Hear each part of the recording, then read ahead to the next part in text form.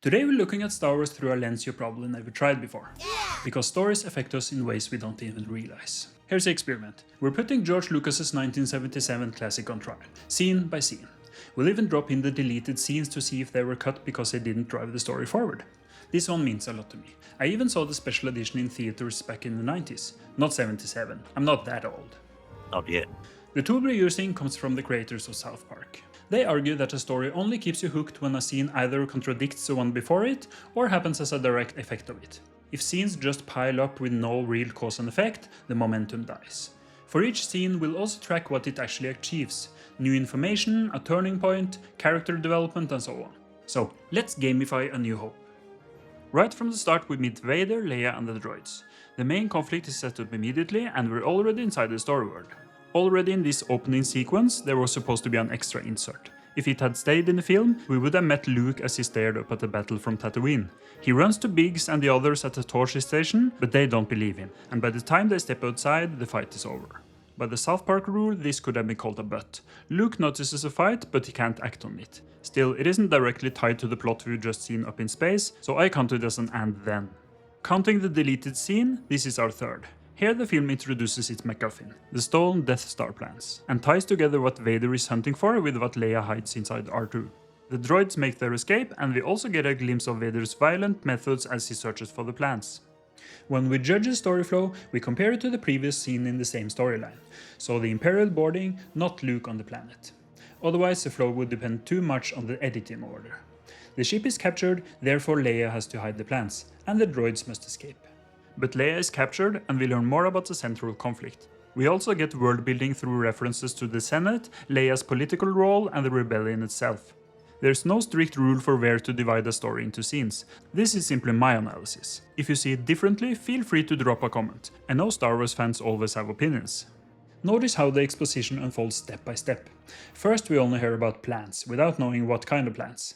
Then an officer calls them battle station plans, and the picture widens. It's a clear way of layering information, the opposite of the clumsy "as you know Bob" style of dialogue. And structurally, Leia saves the plans, but she's captured anyway. And then down on Tatooine, we are introduced to Luke's world as R2 and C-3PO split, a reminder of how risky the place is. They've split up, therefore the desert turns dangerous fast, and the Jawas capture them. Notice how the sequence is ordered, and what it does to us as viewers. C-3PO thinks he's found someone who can help, and we get the first glimpse at the sandcrawler before we know what it is. It looks like rescue. Then we see R2 taken by the Jawas, and only afterwards do we cut back to the vehicle, now revealed as theirs. All this happens before we even find out what happened when C-3PO actually tried to get help. It's a subtle, step-by-step reveal, and it's brilliant. It's almost like the Jawas invented cliffhangers before Netflix did. Around this point we reach another deleted scene. Biggs talks with Luke at Anchorhead, telling him he's leaving to join the rebellion. Since Biggs isn't central to the plot, the scene works more as characterization than escalation. Luke shows both his longing to leave Tatooine and his loyalty to Owen by choosing to stay behind. Because this scene didn't make it into the film, Luke's longing has to be expressed elsewhere, through his conversation with his uncle and aunt, and of course the iconic binary sunset scene.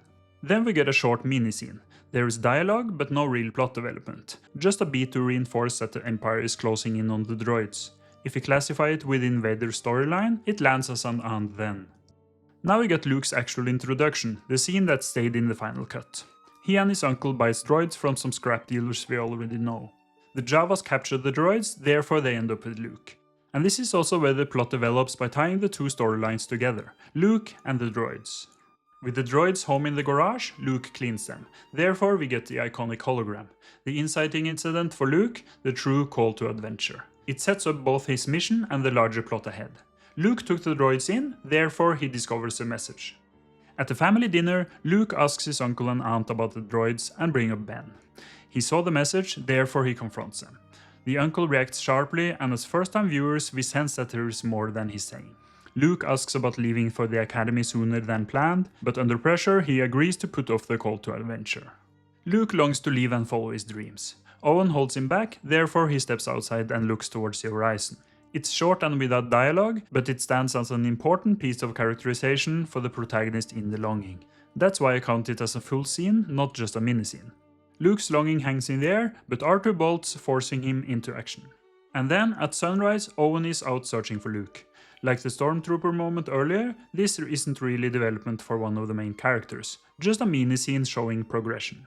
On the way out, there was supposed to be a small scene with Luke and C-3PO in the Landspeeder heading into the desert. We get a bit more insight into Luke's view of Obi-Wan and the conflict with Owen, but it doesn't add much that's new, and the technical quality of the footage wasn't great, so the scene never made it into Final Cut. Luke sets out to find R2, and then they talk about Obi-Wan on the way. Here the dangers of leaving a safe place escalate. Before they even find R2, we see the Sand People stalking them, and then Luke is ambushed. He manages to locate R2, but is attacked and quickly overpowered. We get a new character introduction as Ben shows up, and a turning point as Luke's mentor figure enters the story. Luke was in danger, but Obi-Wan steps in. This is a good example of a new scene taking place in the same location and time as the last one, because Ben's arrival shifts the focus completely. Obi-Wan steps in and the danger breaks, therefore Luke goes home with him. This scene delivers a lot of new information at once. The Force, Luke's background and his father, and finally the full mission of helping Leia. The conversation shifts from Luke's past to Leia's hologram, but because it's still the same characters in one continuous exchange, it works as a single scene. We cut to the Death Star and get more information about the Empire's complete takeover. The Emperor has dissolved the Senate, and we see Vader's power in action. Let me try that. I find your lack of subscription disturbing. This moment escalates Vader's menace. Details are revealed step by step. We already knew Vader was ruthless, but here we see him use the Force, escalating the picture of who he is. The last time we saw Vader's side of the story was a mini scene with the Stormtroopers, and before that the intro where he captured Leia, so this lands as an and then.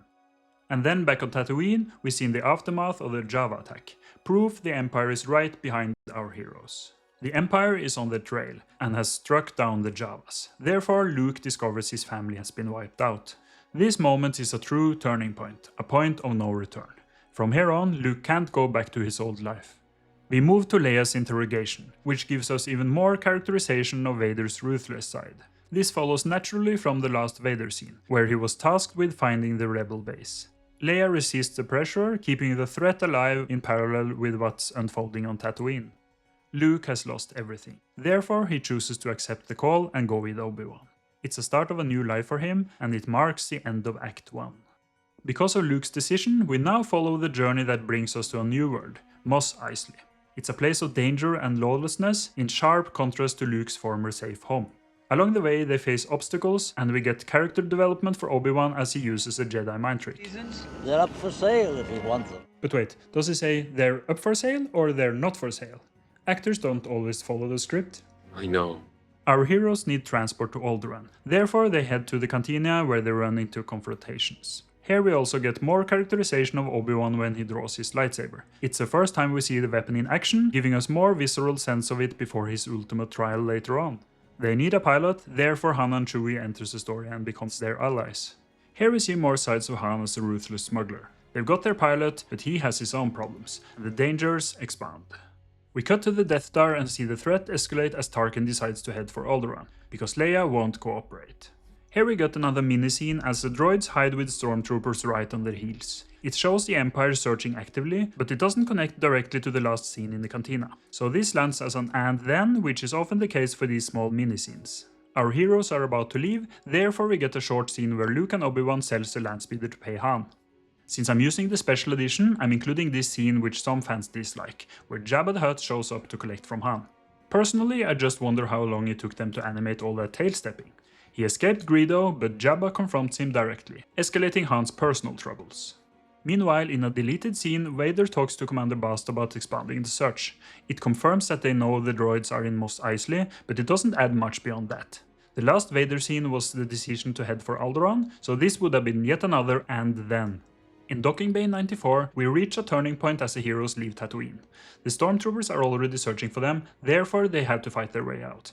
The Empire tries again to stop them with 2 Star Destroyers before they jump to lightspeed, and Luke leaves his home planet behind for good. They finally break free from Tatooine, and the story opens up to something much bigger. And since I'm also breaking new ground with this kind of analysis, if you'd like me to keep going with Empire Strikes Back or other films, a like on this video is the best way to let me know. We cut to the Empire arriving at Alderaan. Ignoring the deleted Bast scene, this follows directly from the decision to go there because of Leia. Here we get an escalation as they demonstrate their ultimate ruthlessness, destroying billions of lives just to break one person, and of course to test the weapon. Back with our heroes, they're on their way to Alderaan, therefore Luke and Obi-Wan spends time training. At the same time, we see the contrast of Han's skepticism towards the Force. They arrive at the spot where Alderaan used to be, but since it's been destroyed, they're pulled into the Death Star's tractor beam. This is the midpoint of the story, the moment where everything takes a new direction. Because the Falcon has been captured, the Empire inspects the ship in docking bay 327. The heroes have to rely on tricks to avoid being caught. The tension stays high, the danger grows, and we also see Vader's instincts at work. Because they've made it aboard the Death Star, the stormtrooper disguises get them to safety, and they have to come up with a new plan. When they discover that Princess Leia is being held here, the plot takes a new turn. Obi-Wan sets off to deactivate the tractor beam, and we get more characterization as well. Heroism on one side, and Han letting greed give way, whether to good cause or just for a bigger reward. To rescue the princess, they have to infiltrate the prison. Therefore, they pretend Chewie is a prisoner and push through obstacles on their way to the cells. They free Leia from the cell, but more stormtroopers show up, forcing them to find another way out. That's when they dive into the trash compactor. The scene is briefly split by Vader's conversation with Tarkin, but when it cuts back, it's still part of the same sequence, the rescue of the princess inside the detention block. Because Vader sensed Obi-Wan's presence on the Falcon, he speaks with Tarkin and decides to move against him. They need to find a way out of the trash compactor, but the walls are closing in. Along the way they face obstacles, including that adorable little trash monster. Adorable in the sense that it lives in garbage water and tries to drown you. Obi-Wan is on a sidetrack in the sequence, so compared to the last scene he was part of, the planning, he now reaches his turning point. They laid out the plan, therefore Obi-Wan finds the controls and shuts down the tractor beam, which means they can escape in the Falcon. The path back to Han's freighter is a direct result of escaping the trash compactor death and moving towards their gateway from the Death Star. Therefore, we see a sequence of obstacles, tension in how well they work together, and stormtrooper marksmen they have to push through along the way. The whole beat is intercut with a duel between Obi-Wan and Vader, which peaks just as the heroes are about to escape, but Obi-Wan meets his fate, and Luke is left on his own. This marks the end of Act 2 and the entry into the final part of the story. They escape in the Falcon, therefore they're pursued by TIE fighters they have to fight off before they can get away. Vader stopped Obi-Wan, but the others escaped. In this short scene, Vader and Tarkin talk about placing a homing beacon on the Falcon. It's important enough to stand as its own scene rather than just a mini-scene. The fighters are gone, but the Falcon is being tracked. Han doesn't quite believe it, but we know from the last scene that Leia is right. The rest of the moment is about the growing dynamic between Leia and Han, even carrying over after she leaves, when the guys keep talking about her. They've escaped, therefore we get a breather as they arrive at Yavin 4. There's no real new information here, but it works as a transition towards the climax, while showing that the Empire is right behind them. Because the Death Star plans have been delivered and analyzed, the rebels prepare for attack. This tactical briefing sets up the finale and raises the sense of gravity before the battle begins. Everyone is ready for battle, but Han decides to leave because of his own troubles. It's a turning point where his selfish sides win out over heroism. As they prepare for battle, Luke reunites with Biggs, someone we've only heard about earlier in the film. His character feels a bit underdeveloped since the Tatooine scenes with him were cut. Still, this moment matters, because it gives emotional weight to Biggs' death later on. They've laid out the plans, therefore we see the pilots launch and meet the station as it arrives. The sequence doesn't move the plot forward in big steps, but like many climactic stretches, it throws a series of obstacles and escalations at the heroes before we reach the climactic moment. The Death Star sends out a tactical group of TIE fighters, therefore the rebels have to fight them off. It's another layer of obstacles added as a direct consequence of their assault. The other TIE fighters aren't getting the job done, therefore Vader steps in with his special pilots. A bit of a convenient plot armor that also explains how he survives the explosion later. This escalates the danger our heroes face, with the editing now jumping rapidly between the different threads of the climax sequence. The TIE fighters are taken care of, therefore the rebels start the run down the Death Star trench to fire the proton torpedoes. This requires sharper flying skills than outside, and the danger escalates further as Vader and his wingmen close in on them. The climax reaches its big turning point because Luke is the rebels' last hope. Therefore he has to trust himself, choosing to use Force instead of the targeting computer to hit the target. Vader catches up with him, but then we get the payoff. Han returns and saves Luke, blasting Vader conveniently into the sequel. Luke fires, the shot lands, and the Death Star goes boom.